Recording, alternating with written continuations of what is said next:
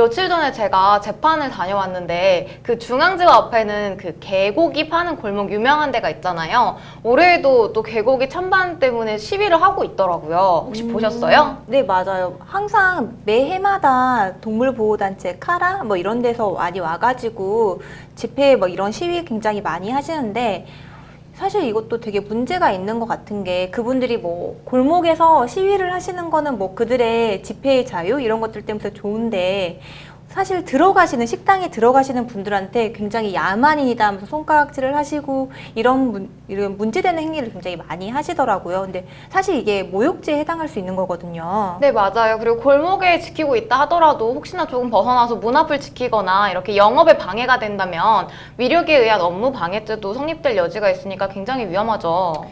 이런 이제 개고기 식용 찬반 문제가 사실 참 저희가 요즘 들어서 동물 애호가 분들이 워낙 많아지시다 보니까 조금 이제 사회적으로 더 문제가 됐나 싶긴 한데 이런 문제는 제가 알기로는 그 예전부터 있었다고 하더라고요. 네, 맞아요. 88 올림픽 때부터 이제 개고기 이런 간판들이 대로변에 있는 게 보기 그렇다라고 해서 서울시 고시로 이제 대로변에 있던 모든 개고기집이 다 골목 안으로 이전해라 뭐 이런 고시가 있었다고 하더라고요. 네, 맞아요. 그리고 그때 당시에 개국이라는 간판 자체가 많이 사라진 이유가 그때 당시 서울시 고시에서 개국이라는 이름 자체가 좀 너무 적나라하고 혐오스럽다고 해가지고 보신탕이라는 이름을 많이 바꾸게 했다는데 그래서인지 올 초죠. 이때쯤 조사한 결과에 따르면은 서울시에 존재하는 뭐 개고기집, 보신탕집 이런 간판을 달고 있는 집이 100곳 미만이라고 하더라고요. 개고기 식용에 대해서 이야기가 나면 궁금했던 게 이게 강아지를 키우는 입장에서는 여기에 대해서 어떻게 생각하는지 좀 궁금해요. 고 변호사님 강아지 키우시잖아요. 네, 맞아요. 저는 사실 이제 어렸을 때부터 강아지를 키우긴 했었는데 그래서인지 저는 사실 개고기를 먹진 않아요. 물론 저희 부모님께서는 네, 드시는데 너무 TMI인가요? 네. 왕왕. 그런데 이제 사실 그러니까 우리나라 같은 경우에는 개고기를 옛날부터 전통적으로 많이 먹긴 했잖아요. 그래서 이게 하나의 문화로서 존중이 돼야 되기 때문에 먹지 않는 사람한테 굳이 강요하지 않는다면 이거를 굳이 피하거나 기피해야 되고 막아야 될 대상은 아니라고 생각하거든요.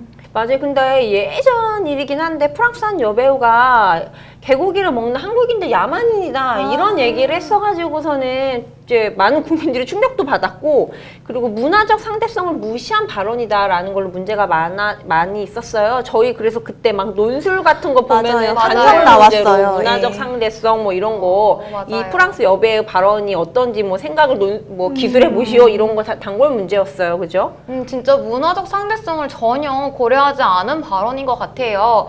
근데 나는 어릴 적에 그 프랑스 여배우가 이런 말을 했다는 거를 뉴스를 보고 개고기는 우리나라만 먹는구나 그랬거든요. 맞아. 근데 아니더라고요. 맞아요. 진짜로 실질적으로는 전 세계에서 가장 개고기를 많이 먹는 나라는 우리나라가 아니래요.